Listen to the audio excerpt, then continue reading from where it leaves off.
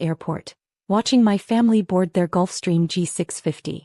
The wind whipped my hair across my face, but I didn't move to brush it away.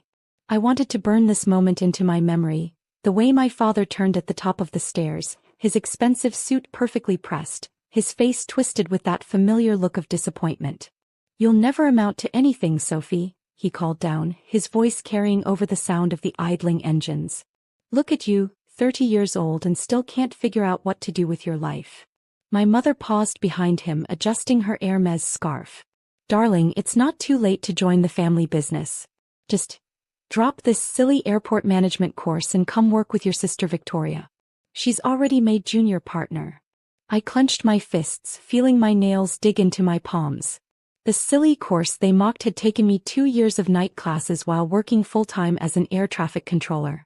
I'd graduated top of my class, but in the Morgan family, unless you were working at Morgan Industries, you might as well be unemployed. "I'm good where I am," I replied, keeping my voice steady. "Someone has to have a real job in this family." Victoria appeared in the jet's doorway, her perfect blonde hair somehow unruffled by the wind. "Oh please," she smirked. "Watching planes take off and land? That's not a real job, that's what people do when they can't handle actual responsibility." I watched them disappear into the luxury of their private jet, headed for another weekend at our family's villa in the Hamptons. As the door closed, I heard Victoria's laugh drift down the stairs. "Maybe next time we'll wave to Sophie from the window. She can watch us take off, it's what she's good at, right?" The jet taxied away, leaving me alone on the tarmac. But I wasn't just watching planes anymore. I was learning everything about how airports worked: operations, logistics, security, finance. What my family didn't know was that I had a plan, one that had been 3 years in the making. I pulled out my phone and checked my bank balance. The numbers still amazed me, the result of living on instant noodles and working every overtime shift I could grab. My savings, combined with the inheritance my grandfather had left me, the only family member who ever believed in me, was finally enough. "Miss Morgan." A voice called from behind me. I turned to see James Chin, the airport's current owner, walking towards me. "Are you ready to continue our discussion?" I nodded, straightening my shoulders. My family had just left for their weekend getaway, but I wasn't going home to an empty apartment this time. I was heading to a meeting that would change everything. "Yes, Mr. Chin," I said, following him toward the administrative building. "I believe we were discussing the terms of my purchase offer for Morgan International Airport." The irony wasn't lost on me. My family had no idea that the airport named after our great-grandfather was about to change hands. They thought I was just another employee, too simple to understand their world of high finance and corporate dealings. But I understood more than they knew. I'd spent the last 3 years learning every aspect of airport operations, building relationships with the staff and studying the business model. When Mr. Chin mentioned he was looking to retire and sell, I was ready. As we walked into his office, I caught my reflection in the window. No designer clothes, no perfect hair, just a woman who knew exactly what she wanted. Mr. Chin spread the contracts across his desk, and I felt a surge of anticipation. "You're sure about this?" he asked, his eyes kind but serious. "Once you sign, there's no going back." I picked up the pen, thinking about my father's words, Victoria's laughter, my mother's dismissal of my choices. "I'm sure," I said firmly. "It's time for some changes around here." 3 months later, I sat in what was now my office, reviewing the quarterly reports. The transition had been smoother than expected. Mr. Chin had prepared his staff well, and most were relieved to learn the airport wasn't being sold to a large corporation that might lay them off. My phone buzzed with a text from Marcus, my head of operations. "They're requesting landing clearance. What do you want me to do?" I smiled, checking the flight tracker on my computer screen. Right on schedule, the Morgan family Gulfstream was approaching, returning from another one of their European shopping sprees. But this time things would be different. "Follow protocol," I texted back. "New ownership, new rules." I leaned back in my chair, remembering the changes I'd implemented over the past 3 months. Private jets now needed prior approval to land, with strict documentation requirements. The Morgan family, used to coming and going as they pleased, hadn't bothered to file any paperwork. My office phone lit up. "Ms. Morgan," my assistant's voice came through the speaker. "Your father is on line 1. He sounds upset." "I bet he does," I muttered. "Put him through." What the hell is going on? My father's voice boomed through the phone. The control tower won't give us clearance to land. Do you know who we are? I kept my voice professional, calm. Yes, Mr. Morgan, I'm aware of who you are. However, under new ownership, all private aircraft require prior landing approval and proper documentation. I'm afraid your jet wasn't registered in our system. New ownership? He sputtered. Since when? And what does that have to do with us? The Morgan name is on that airport. The sale was finalized 3 months ago, I replied. And while the name is indeed Morgan International, that doesn't exempt any aircraft from following proper procedures. I heard muffled conversation in the background, then Victoria's voice came on the line. Sophie? Is that you? What are you playing at? I'm not playing at anything, Victoria. I'm enforcing standard aviation protocols. Your pilot should have filed the necessary paperwork before departure. This is ridiculous, she shrieked. We're running low on fuel. We need to land. I pulled up the airport map on my screen. There's a regional airport about 30 minutes from your current position. I'm sure they'd be happy to accommodate you. Regional airport? Victoria sounded horrified. Do you know how far that is from the city? From civilization? I'm aware of the distance, I said. Perhaps next time you'll ensure your flight plan is properly filed. My father came back on the line. Now listen here, young lady. Get us clearance to land right now, or I'll have a word with your supervisor. I stood up, walking to the window that overlooked the runway. That won't be necessary, Dad. You see, I don't have a supervisor anymore. What are you talking about? The new owner you're so eager to speak with? You're talking to her right now. Silence. Complete silence. I could almost picture their faces trying to process what I'd just said. That's impossible, my father finally managed. You couldn't possibly. Actually, I could. And I did. Grandfather's inheritance, plus my savings from all those overtime shifts you mocked. Turns out watching planes take off and land can be quite profitable when you're good at it. More silence.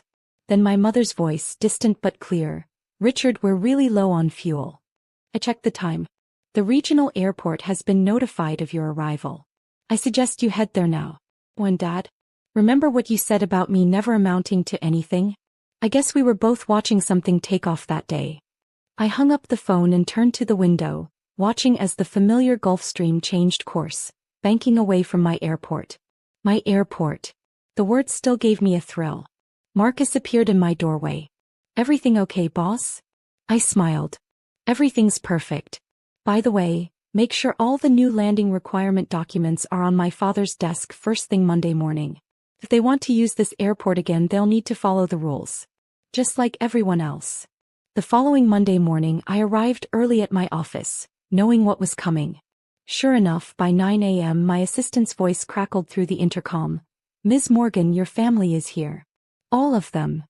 I straightened my desk, smoothed my blazer and took a deep breath. Send them in. They burst into my office like a storm, Dad in his tailored suit, Mom clutching her designer handbag and Victoria in her signature heels. But something was different. The usual confidence was gone from their faces, replaced by a mix of anger, confusion and something I'd never seen before. Uncertainty. What is the meaning of this? Dad slammed a stack of papers on my desk. The landing requirement documents I'd sent over.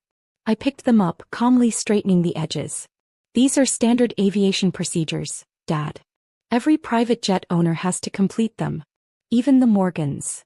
But we've never had to deal with this bureaucratic nonsense before, Victoria interjected, perching on the edge of my visitor's chair. That was under the old management, I replied. Things have changed. Mom stepped forward, her voice taking on that soothing tone she used when trying to fix family disputes. Darling, why didn't you tell us? We could have helped you with the purchase. Made it a family investment. I couldn't help but laugh. Help me? Like you helped me when I wanted to study airport management? Or when I took this meaningless job? We were trying to protect you, Dad said, his voice rising. The airport business is complex, sophisticated. You can't just dash. Can't just what? I interrupted, standing up. Can't just graduate top of my class? Can't just work my way up from ground operations to air traffic control? Can't just learn every aspect of airport management while you were all busy mocking my career choice? I walked around my desk facing them directly. Or maybe I can't just turn a struggling airport into a profitable enterprise in 3 months. Because that's what I've done. I pressed a button on my desk and the wall-mounted screen came to life, displaying the airport's financial charts. Passenger satisfaction up 40%. Operating costs down 25%. Revenue from our new premium services division, which includes private jet arrangements, by the way, up 60%. They stared at the numbers speechless. Victoria was the first to recover. But how? Because I actually learned the business, Vic. Not from the top down but from the ground up. Every job, every process, every regulation. While you were all flying around in that jet, I was building something real. Dad sank into a chair, looking suddenly older. Why didn't you tell us? Would you have listened? I asked quietly. Or would you have just dismissed it as another one of my silly ideas? The silence that followed was answer enough. Finally, Mom spoke up. So what happens now? I returned to my desk, pulling out 3 folders. Now you have choices. Option 1. Complete these forms, follow our new procedures, and continue using the airport like any other client. Option 2. Find another airport for your jet. Option 3. I paused, watching their faces. Join me in building something bigger than all of us. Join you? Victoria asked, looking genuinely interested for the first time. This airport has potential to be more than just a landing strip for private jets. I have plans for expansion, modernization, creating a true transportation hub. But I'll need help. I looked at each of them. Real help, not just the Morgan name. Dad picked up one of the folders, opening it slowly. You've really thought this through, haven't you? I learned from the best, Dad. You always taught us to seize opportunities. You just never expected me to seize this one. A knock at the door interrupted us. Marcus entered with a tablet. Sorry, boss, but we need your decision on the new terminal design. Thanks, Marcus. I'll be right there. I turned back to my family. Take the folders. Read them. Think about it. But remember, whatever you decide, things will be different now. As they stood to leave, Dad lingered behind. Sophie, he said, his voice softer than I'd heard it in years. I was wrong.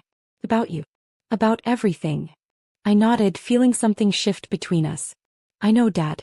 But being wrong isn't the worst thing. Not learning from it is. After they left, I walked to the window, watching aircraft take off and land, each one representing connections, opportunities, possibilities. Just like the ones I'd created for myself, despite everything they'd said, everything they'd believed about me. My phone buzzed, a text from Victoria. Starting on the paperwork now. And I'd like to hear more about option 3. I smiled, watching another plane soar into the sky.